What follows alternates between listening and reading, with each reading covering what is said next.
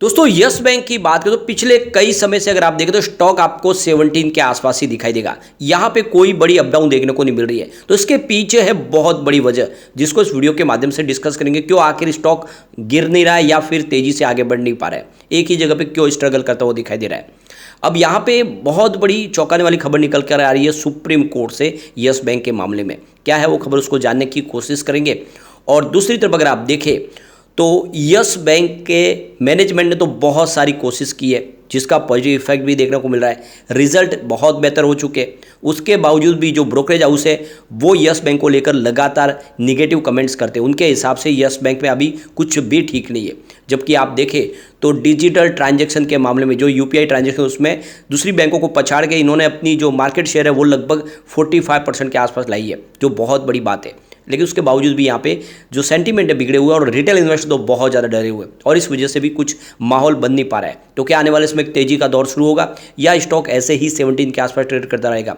क्या करना चाहिए इस समय? क्या निवेश करना चाहिए या फिर इसमें से निकल जाना चाहिए? जानने की कोशिश करेंगे इस वीडियो के माध्यम से। लेकिन फ्रेंड उससे पहले अगर आप पहली बार हमारे चैनल पे आए तो चैनल को सब्सक्राइब कर दीजिए, एक बेल आइकॉन दबा दीजिए ताकि जब भी नया वीडियो बने पहला नोटिफिकेशन आपको मिले। वीडियो पसंद आए तो लाइक से जरूर कीजिए। चलो फ्रेंड्स वीडियो स्टार्ट करते हैं। मैं हूँ आपका दोस्त SB दवे और हमारे अपने चैनल ऑनलाइन कमाई में आपका बहुत बहुत स्वागत है। सबसे पहले अगर हम बाजार की बात करें तो आज 2 दिन के ट्रेडिंग सेशन के बाद काफ़ी अच्छी हमने तेज़ी देखी है। निफ्टी 50 19,517 के आसपास वहाँ पर आ चुका है, जहाँ पे 0.70% की आज तेज़ी देखने को मिली। निफ्टी बैंक की बात करें तो 44,879 के स्तर पे 366 पॉइंट की शानदार तेज़ी थी, यानी 0.82% निफ्टी बैंक आज दौड़ा। लेकिन निफ्टी PSU बैंक में आज गिरावट थी। इतनी बड़ी तेजियों के बावजूद भी आप देखें तो 4,419 के स्तर पे 0.70% की गिरावट थी। तो सरकारी बैंकों में आज गिरावट थी। निफ्टी प्राइवेट बैंक में बहुत ज़बरदस्त तेजी थी। 23,180 के स्तर पे करीब 285 पॉइंट की शानदार तेजी, यानी 1.25% दौड़ा निफ्टी प्राइवेट बैंक। लेकिन उसका भी असर यस बैंक पे देखने को नहीं मिला। आप देख सकते हो कि यस बैंक के स्टॉक की शुरुआत 17.05 पर हुई। शुरुआत पॉजिटिव हुई, कल की क्लोजिंग 17 के आसपास थी, लेकिन 16.90 का लो बना, यानी कुछ समय के लिए स्टॉक आपको रेड जोन में जाता हुआ दिखाई देगा, गिरावट के साथ ट्रेड करता हुआ दिखाई देगा। लेकिन जो हाई है वो 17.15 की है, यानी स्टॉक ने हाई भी बनाई लेकिन तुम्हें क्लोजिंग जो है वो 17 के आसपास ही रही, जहाँ पे कल की क्लोजिंग थी। कोई भी अपडाउन हमें देखने को नहीं मिली। पिछले एक साल की परफॉर्मेंस देखें तो यहाँ पे 2% की हमें तेजी देखने को मिले। स्टॉक 15.40 के आसपास था, तो कोई खास तेजी नहीं बनी है पिछले एक साल में। अगर हम बात करें 6 मंथ की तो यहाँ पर भी आपको 2% की ही तेजी दिखाई देगी। स्टॉक 16.65 के आसपास था। अगर हम बात करें 1 मंथ की तो यहाँ पे 0.87% की आपको गिरावट देखने को मिलेगी, यानी स्टॉक 17 के आसपास ही था महीने भर पहले। अगर हम 5 दिन की भी बात करें तो 0.29% की मामूली सी तेजी देखने को मिलेगी और स्टॉक आपको 16.95 यानी 17 के आसपास दिखाई देगा। एक तरह से देखें तो सीमित डायरेक्टर में ही आपको ट्रेड करता हुआ स्टॉक दिखाई देगा। पिछले एक साल में 16 से 17 के आसपास ही है, कोई भी बड़ी अपडाउन हमें देखने को नहीं मिली।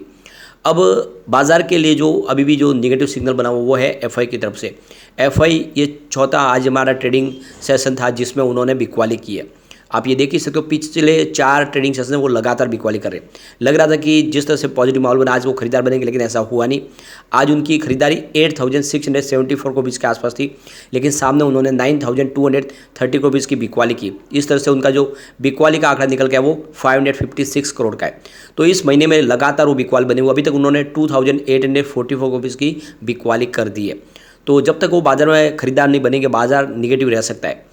अब DI की तरफ से कुछ बाजार को संभालने की कोशिश हो रही है। आज उन्होंने 8,378 करोड़ रुपीज़ का नया इन्वेस्टमेंट किया, सामने 8,012 करोड़ रुपीज़ की बिकवाली की है। इस हिसाब से देखें तो उनका जो खरीदारी का आंकड़ा वो निकल के आ रहा है 366 करोड़ रुपीज़ का है। तो ये कोई बड़ा आंकड़ा नहीं है और देख सकते हो कि रिटेल इन्वेस्टर के खरीदारी के दम पे ही आज बाजार ने कुछ पॉजिटिव संभावना बताई है। वॉल्यूम आज कुछ बड़ा है स्टॉक में। पिछले एक महीने पहले इसका 17 करोड़ का वॉल्यूम था, 5 करोड़ की डिले उठाई गई थी। 1 वीक पहले 9 करोड़ का वॉल्यूम था, 3 करोड़ की डिले उठाई गई थी। कल 8 करोड़ का वॉल्यूम होता, 3 करोड़ की डिले उठाई गई थी, लेकिन आज 10 करोड़ का वॉल्यूम हुआ। तो वॉल्यूम आज जरूर बढ़ा है। उसके पीछे वजह कुछ बड़ी डील हुई है आज। अब यहाँ पे सुप्रीम कोर्ट से एक बड़ा चौंकाने वाला फैसला निकल कर आया। अब देख दो यस बैंक के मामले में सुप्रीम कोर्ट ने बहुत बड़ा कमेंट्स किया है। यस बैंक केस में उन्होंने कहा है कि पूरे फाइनेंशियल सिस्टम को हिलाकर रख दिया है। इस यस बैंक के मामले में राणा कपूर ने, सुप्रीम कोर्ट ने यस बैंक के फाउंडर राणा कपूर की जमानत की अर्जी को खारिज करते हुए ये बात कही है कि पूरे हमारे फाइनेंशियल सिस्टम को आपने हिला दिया। इस टिप्पणी से अचानक उन निवेशकों के जख्मों को भी ताज़ा कर दिया है जिन्होंने अपनी गाढ़ी कमाई यस बैंक के शेयरों में लगाई थी और उनको बहुत भारी नुकसान हुआ। आप देख सकते हो कि यस बैंक को पूरी तरह से डुबाया राणा कपूर ने, और फिलहाल अब राणा कपूर अपनी जमानत के लिए कोशिश करे, लेकिन सुप्रीम कोर्ट ने उनकी जमानत को खारिज कर दिया है कि आपकी वजह से बहुत सारे लोगों की ज़िंदगी खराब हुई है, लोगों को आपने बर्बाद किया है। ईयर 2019 की बात करें तो अगस्त महीने में यस बैंक के शेयर की प्राइस 404 के आसपास थी और जो अब 18 रुपये के स्तर के आसपास। तो आप ये देख ही सकते हो कि कितना भारी लोगों को नुकसान हुआ है उस समय जिन्होंने ऊपर के लेवल में खरीदारी की थी, राणा कपूर के ऊपर भरोसा करके शेयरों में निवेश किया था। और आप ये देख ही सकते हैं साल 2020 में जब बैंक पूरी तरह से डूबी, उस समय एक वक्त ऐसा भी आया जब शेयर की प्राइस 5 रुपये से भी नीचे चली गई थी और आप देख सकते हो कि ये बहुत बड़ी गिरावट थी, लोगों को नुकसान हुआ। लेकिन उसके बाद में आप देखें तो आप ये समझ सकते हो कि यस बैंक को एसबीआई के हाथों सौंपा आरबीआई ने और फिर उसकी एक बार फिर से शुरुआत की गई और 10 रुपये की प्राइस से एसबीआई को भी शेयर अलॉट किए गए थे और फिर इसमें थोड़ा सा माहौल पॉजिटिव बना। यस बैंक की बात करिए 2004 में इसकी शुरुआत की थी राणा कपूर और उनके रिश्तेदार अशोक कपूर ने मिलकर, दोनों ने यहाँ पे इस यस बैंक की शुरुआत की और काफ़ी अच्छी शुरुआत हुई थी, दोनों के मिलकर कामकाज को भी अच्छा बढ़ा रहे थे। लेकिन 2008 में जब 26/11 का आतंकी हमला हुआ था उस समय अशोक कपूर की मौत हो गई थी ताज होटल के अंदर और उसके बाद में देखें तो इसके बैंक के मालिकाना हक की लड़ाई के लिए अशोक कपूर की पत्नी मधु कपूर और राणा कपूर के बीच लड़ाई भी हुई, कोर्ट में गया पूरा मामला, लेकिन जो जीत है वो राणा कपूर के फेवर में आई। और फिर देख सकते हो कि 2018 में एमडी और सीईओ बनाया गया राणा कपूर को और उन्होंने जिस तरह से पूरी कमान अपने हाथ में आई तो उन्होंने लगातार घोटाले करने शुरू कर दिए। उन्होंने लगातार ऐसे लोन बांटे जो सारे एनपीए बनने लगे और फिर बैंक का एनपीए बढ़ने लगा और बैंक लगातार घाटे में जाने लगी। राणा कपूर ने ये सारे मामले को छुपा के रखा, अपने जितने भी एम्प्लॉयज़ थे उनसे भी कहा कि किसी से कोई डिस्कस न करे, अंदर से अंदर कंडीशन ख़राब होती जा रही थी, लेकिन वो लगातार सेल कंपनियां बना के पैसों की हेराफेरी कर रहे थे, ऐसे लोगों को लोन बांट रहे थे जो सिर्फ उनको पर्सनल उनका फ़ायदा होता, उनकी कंपनी में जो पैसे लगा रहे थे उनको लोन बांट रहे थे बिना किसी डॉक्यूमेंट को वेरीफाइड किए। तो आप देख ही सकते हो कि आखिरकार में जब पानी सर से ऊपर से गुजर गया तो आरबीआई ने इसके बोर्ड को भंग कर दिया और पूरी कमान अपने हाथ में ले ली।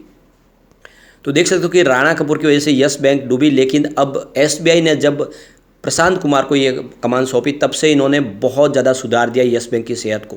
आप ये देख ही सकते हो कि लगातार बेहतर हम रिजल्ट देख रहे हैं, एक के एक बाद शानदार रिजल्ट देखने को मिल रहे हैं। आप ये देख ही सकते हो कि रेवेन्यू लगातार बढ़ रहा है। जून 2022 में जहाँ पे 5,920 रुपीज़ के आसपास से वो रेवेन्यू था, वो सितंबर में बढ़ के 6,451 करोड़ तक पहुंच गया और दिसंबर में ये 7,064 करोड़ तक पहुंच गया, जो मार्च आते आते 7,352 करोड़ तक पहुंच गया और जून 2023 में इस बार 7,637 करोड़ तक पहुंच गया। यानी पिछले जून से लगातार आप देख रहे हो कि रेवेन्यू बढ़ रहा है, कहीं पे कोई भी ग्राफ में गिरावट नहीं है, एक तरफा आपको रेवेन्यू बढ़ता हुआ दिखाई देगा। प्रॉफिट की बात करें तो जून 2022 में 314 करोड़ का प्रॉफिट हुआ था, फिर सितंबर में प्रॉफिट में गिरावट आई, 160 करोड़ के आसपास प्रॉफिट आया और दिसंबर में प्रॉफिट में भारी गिरावट आई, 55.07 करोड़ का प्रॉफिट, यानी सिर्फ प्रॉफिट 2 डिजिट में आ गया। उसके पीछे वजह था हैवी प्रोविजन, लेकिन उसके बाद में फिर सुधार शुरू हुआ। मार्च 2023 में रिजल्ट सुधर के 206 करोड़ तक पहुँच गया और जून 2023 में इस बार 347 करोड़ तक पहुँच गया। एक बहुत शानदार तरीके से, यानी पिछले एक साल में सबसे शानदार इस बार प्रॉफिट बताया बैंक ने, जबकि इस बार भी प्रोविजन रखा गया है। तो बहुत ज़्यादा सेहत सुधर चुकी है। राणा कपूर के बाद जो घोटाले हुए थे उसके बाद में एनपीए सारा एआरसी को ट्रांसफर कर दिया गया है। ऐसे में यस बैंक अब मजबूत हो चुकी है। आने वाले समय डेफिनेटली एक तेजी का दौर तो यहाँ पे आएगा और स्टॉक की प्राइस भी बढ़ेगी। अब यहाँ पे जो प्राइस नहीं बढ़ पा रही इसके पीछे वजह है कुछ बड़ी डील, जिनको एक बार हम डिस्कस कर लेते हैं, जिससे आपको भी समझ में आएगा कि ये प्राइस क्यों नहीं बढ़ पा रही है।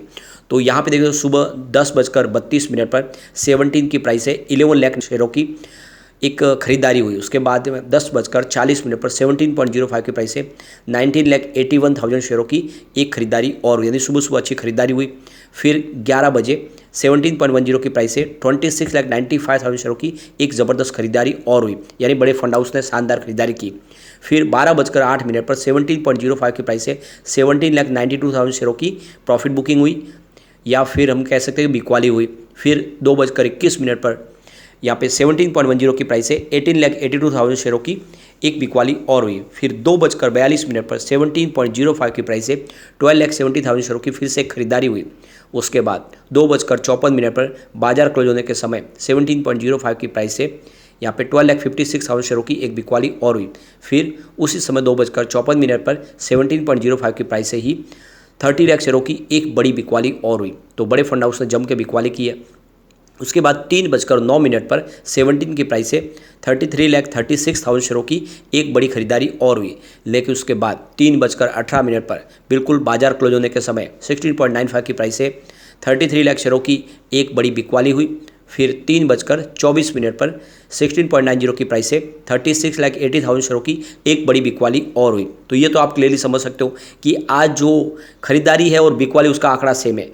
आज देख सकते हो कि हम 5 बड़ी यहाँ पे खरीदारी दिखाई दे रही, तो 5 बड़ी बिकवाली है और इसी वजह से प्राइस जो है वो बैलेंस में आ गई, न यहाँ पे गिरावट हुई न बढ़त हुई। तो यहाँ पे देख सकते हो कि दोनों तरफ का रुझान बना हुआ है। एक तरफ तो बड़े फंड हाउस है जो यहाँ पे खरीदारी भी करे, लेकिन कुछ बड़े फंड हाउस है जो इस समय निकल रहे। तो हो सकता है कि वो लॉक इन पीरियड के अंदर जिन्होंने शेयर अपने लिए हुए थे 3 साल के लॉक इन पीरियड थे, मार्च में खुल चुका है, लेकिन अभी उन्होंने अपने शेयर नहीं बेचे, तो वो शेयर इस समय 17 के आसपास बेच रहे क्योंकि उनको अच्छा खासा प्रॉफिट मिला है। इस वजह से भी आपको ये एक प्राइस बैलेंस में आते हुए दिखा देगी। और जैसे ही ये पूरा का पूरा दौर खत्म होगा तो इसमें डेफिनेटली एक तेजी का दौर शुरू होगा, क्योंकि वाकई में यस बैंक मजबूत हुआ तो बिल्कुल तेजी आएगी और आने वाले में ये आपको अच्छा रिटर्न भी देगा। तो लॉन्ग टर्म इन्वेस्टर के लिए काफ़ी अच्छा मौका है। जिस तरह से IRFC दौड़ चुका है, सुजलॉन दौड़ चुका है, तो ये आप समझ लीजिए कि यस बैंक भी बहुत जल्द दौड़ेगा। लेकिन फ्रेंड, कोई भी इन्वेस्टमेंट करने से पहले अपने फाइनेंशियल एडवाइजर से बड़े ले ले या अपना खुद का रिसर्च करें, क्योंकि मैंने वीडियो आपके एजुकेशनल पर्पज़ के लिए ही बनाया। वीडियो पसंद आए तो लाइक से जरूर कीजिए और चैनल को सब्सक्राइब कर दीजिए।